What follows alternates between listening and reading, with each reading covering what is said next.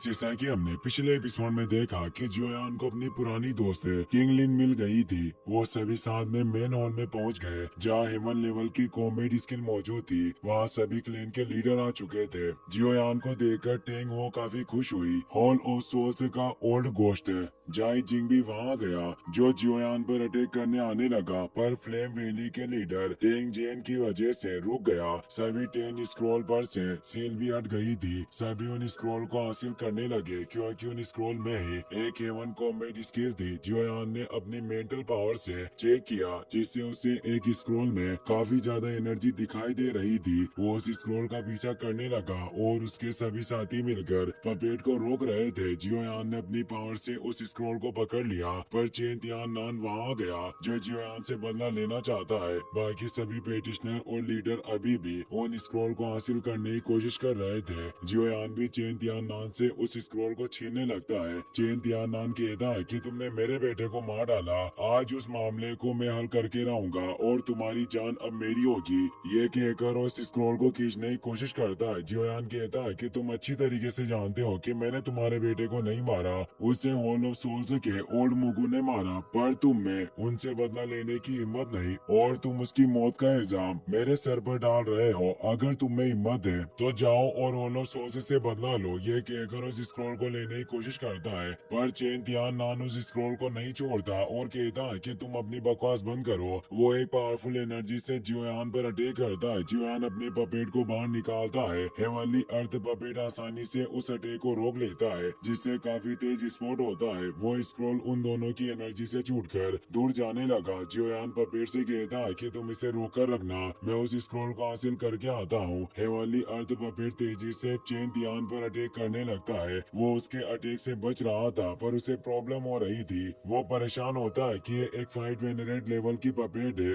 और उसे हेवनली अर्थ पपेट की पावर सबसे ज्यादा थी जिससे वो उसे पीटने लग जाती है। चेन तियान नान अब उसके अटैक से बच नहीं पा रहा होता। पपेट उसे पंच मार देती है जिससे उसे गुस्सा आता है और वो अपनी पूरी पावर का इस्तेमाल करके उससे फाइट करने लगता है जिससे वो पपेट को कुछ दूर धकेल देता है। पर हेवनली अर्थ पपेट वापस आकर उस पर एक पावरफुल पंच से हमला करता है। चेन तियान नान इस अटैक को रोक नहीं पाता और वो लगातार 3 पिलर से टकराते हुए दूर चला जाता है। हेवनली अर्थ पपेट वापस से उस पर अटैक करने लगा। चेन तियान नान बैरियर से उसके अटैक को रोकने की कोशिश करता है पर वो लगातार पंचेस से उस पर वार करता जा रहा था और एक पावरफुल वर्ड पंच के साथ उस प्रोटेक्शन को तोड़ देता है। वहीं जियोयान भी उस स्क्रॉल का पीछा कर रहा होता है और फाइनली उस स्क्रॉल को पकड़कर अपने पास ले लेता है। वो खुश होता है पर उसे स्क्रॉल में अजीब सा एहसास होता है क्योंकि उसे वो एक हेवन लेवल का स्क्रॉल नहीं लग रहा था। तभी उसे धमाके की आवाज आती है। जियोयान उस तरफ जाता है। चेन तियान नान पपेट से घायल हो गया था और वो बचकर भाग रहा होता है। वो कहता है कि शाबित पपेट पर अपना ज्यादा वक्त बर्बाद नहीं कर सकता और वहाँ से निकलने लगा, पर जियोयान उसके सामने आ जाता है। पपेट भी अब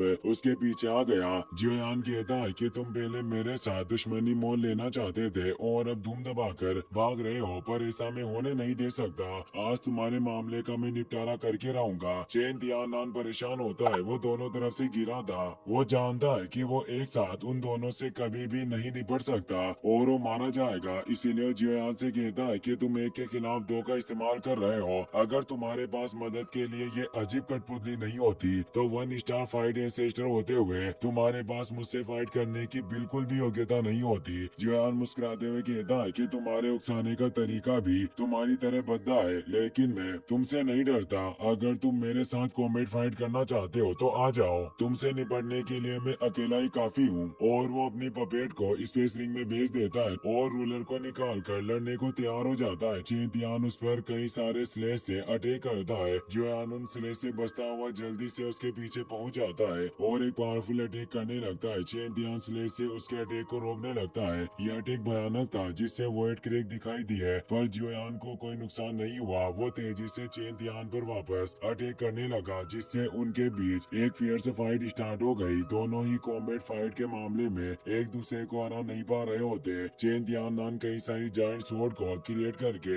एक साथ जियोयान पर अटैक करता। यह अटैक काफी फियर्स लग रहा था जो सिर्फ अपने मूवमेंट से ही वॉइड क्रैक को क्रिएट कर रहा होता है। जियोयान भी अपने 6 joint body flowing ruler technique को एक्टिवेट करता है जिससे वो जायंट स्वॉर्ड अटैक उस रूलर के टकराते हैं और वो जियोयान का कुछ नहीं बिगाड़ पा रहे थे। चेन तियाननान समझ गया कि वो जियोयान का मुकाबला नहीं कर सकता। वो जल्दी से एक स्पेशल पोर्टल को ओपन करता है और वहाँ से भागने लगता है। जियोयान ने देख लेता है। वो कहता है कि आज मैं तुम्हें भागने नहीं दूंगा। वो एक तेज अटैक से उन स्वॉर्ड को नष्ट कर देता है और तेजी से उस पोर्टल के अंदर चला जाता है। वो काफी जल्दी अपनी स्पीड से चेन तियान के पीछे आ गया था और वो उस पर काफी पावरफुल अटैक करता है, जिससे वो उस वॉइड पोर्टल से बाहर आ जाता है और पिलर से टकराते हुए दूर जा गिरता है। चेन तियान कमजोर हो चुका था। जियोयान बोलता है कि तुमने मुझे काफी परेशान किया, अब वक्त आ गया है कि तुम मेरी पावर का एहसास करो, और वो अपनी गॉड सील को एक्टिवेट कर देता है। चेन तियाननान काफी डर गया। जियोयान बोलता है कि ओल्ड मैन, तुम अब नरक जाकर अपने बेटे से मिल पाओगे, और वो गॉड सील को उसके ऊपर छोड़ देता है। वो बचाव में कुछ नहीं कर पाता और तेज अटैक के साथ काफी सारे पिलर को डिस्ट्रॉय करते हुए टकराता है। चारों तरफ वो एनर्जी फैल जाती है। चेन तियाननान खत्म हो गया था।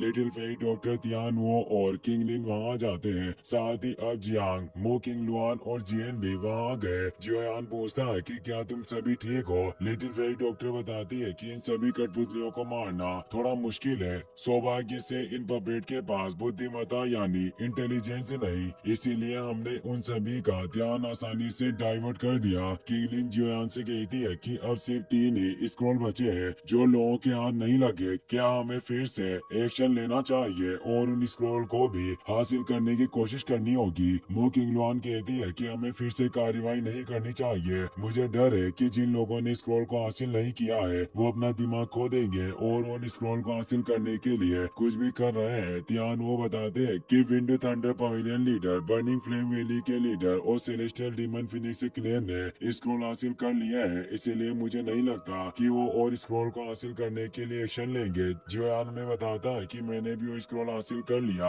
हालांकि मुझे अभी पता चला कि ये कोई पावरफुल स्किल या कॉम्बैट टेक्निक वाला स्क्रॉल नहीं है और ना ही ये हेवन लेवल का कोई लड़ाकू कौशल है। सभी ईरानी के साथ परेशान होते हैं। लिटिल फेई डॉक्टर कहती है कि जरूर ये सभी 10 स्क्रॉल एक चाल की तरह होंगे। ऐसा लगता है कि इन प्राचीन खंडरों का वो मालिक काफी चालाक है, जिसने काफी कुशलता से वो हेवन लेवल की कॉम्बैट स्किल को छिपाया होगा। जियोयान कहता है कि मुझे डर है कि सोल पैलेस के उस ओल्ड गोस्ट को ये बात पहले से ही पता होगी, इसीलिए उसने इन स्क्रॉल को पाने के लिए एक्शन नहीं लिया और वो हॉल के मेन कोर की तरफ बढ़ रहा है जहाँ एक फाइट संत का कंकाल मौजूद है। शायद उस ओल्ड गोस्ट जाई जिंग का लक्ष्य उस फाइट संत के कंकाल को ही हासिल करना होगा। ओल्ड गोस्ट जाई जिंग तेजी से मेन कोर की तरफ बढ़ रहा था। अब वहाँ मौजूद पपेट उस पर अटैक करने आती है। वो आसानी से उन्हें दूर कर देता है, पर वो वापस उस पर अटैक करने आ रही थी। ओल्ड गोस्ट जाई जिंग अपने साथी एल्डर से कहता है कि जाओ और इन पपेट से निपटो। वो सभी एल्डर अपनी सोल चेन की मदद से उन पपेट को मारने लग जाते हैं और उन पपेट को जाई जिंग तक पहुंचने से रोक रहे थे। जाई जिंग के मेन कोर की सीढ़ियां चढ़ने से पिलर पर एनर्जी क्रिएट होने लगी, जिससे मेन कोर में भी फेरबदल होना स्टार्ट हो जाता है और काफी फियर्स एनर्जी निकलती है। और अब वो फाइट संत का कंकाल बाहर आ जाता है जो एक गोल्डन एनर्जी के साथ ग्लो कर रहा था और उसके अंदर ही जरूर खजाने मौजूद होंगे। जाई जिंग कहता है कि वाकई मेरा अंदाजा सही निकला, इस मेन कोर में ही यह फाइट संत का कंकाल छिपा हुआ था। वो उसकी तरफ आगे बढ़ता है, पर उस फाइट संत कंकाल की आंखों से अचानक एनर्जी ग्लो होती है, जिससे जाई जिंग के पास एक पोर्टल ओपन होता है जिससे उस पर अटैक होने लगते हैं। वो बचकर भागने लगा, पर आसपास भी उसके पोर्टल ओपन होकर उस पर क्रिस्टल अटैक हो रहे थे। वो वॉइड क्रे की मदद से निकलकर बचने की कोशिश करता है, पर वहाँ भी पोर्टल के थ्रू उस पर स्पाइस क्रिस्टल अटैक होने लगते हैं। वो अटैक बिल्कुल भी उसका पीछा नहीं छोड़ रहे होते। वो परेशान हुआ कहता है कि मैं अपनी सेलेस्टियल एस्केप टेक्निक से भी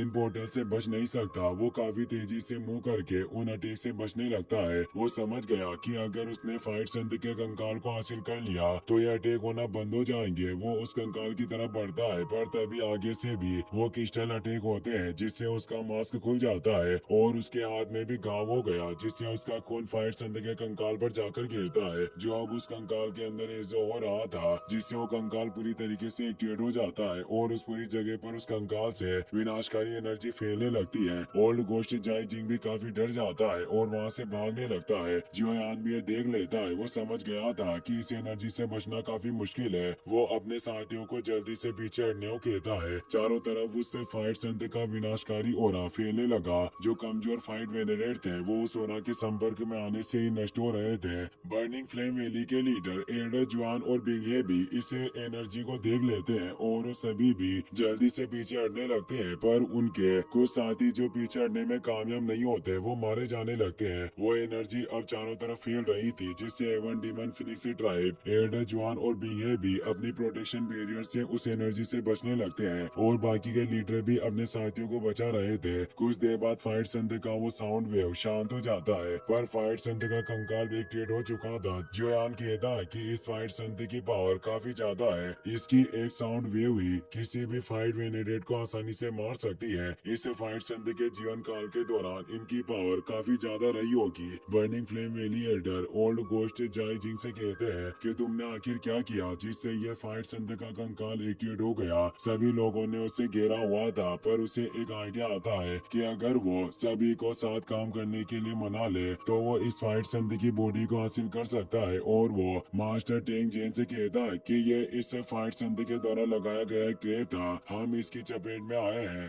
और कई सारे लोगों को खोया है। मेरे होलो सोल से गए कुछ पावरफुल एल्डर भी इस साउंड वेव में मारे गए, इसीलिए हमें पहले इस बारे में सोचना चाहिए कि आखिर इस फाइट संधि के कंकाल से कैसे निपटा जाए। जियोयान कहता है कि अगर तुमने इस कंकाल के ऊपर अपना ब्लड नहीं गिराया होता तो ये कंकाल कभी भी जाग नहीं सकता था, फिर भी तुम इस जिम्मेदारी से मुंह फेर कर हमारा इस्तेमाल करना चाहते हो और अपनी गलतियों को छिपा रहे हो। सभी लोग बातें करने लगते हैं कि ये होलो सोल से के लोग वाकई काफी कमीने हैं जो हमेशा प्रॉब्लम खड़ी करते रहते हैं। इन्हें हमारे साथियों के मरने का भुगतान करना होगा और हम इसे भी खत्म कर देंगे, इसीलिए हमें साथ मिलकर काम करना होगा। जाई जिंग कहता है कि मैं वाकई में लापरवाह था और मैं इस बात से एग्री करता हूँ, गलती मेरी है और मैं इस जिम्मेदारी को उठाने को तैयार हूँ, पर मैं अकेला इस फाइट संधि से नहीं लड़ सकता। तुम सभी ने भी देखा ना कि इस फाइट संधि स्केलेटन के हमले कितने फियर्स थे। मुझे डर है कि अगर हम सभी साथ में मिलकर काम न करें तो कभी भी इससे नहीं निपट पाएंगे। जियोयान सोचने लगता है कि जरूर ये कुछ चाल चल रहा है, वरना ये बिना वजह इस कंकाल के छेड़ करने की कोशिश नहीं करता। जरूर कंकाल में कुछ रहस्य छिपे हुए होंगे।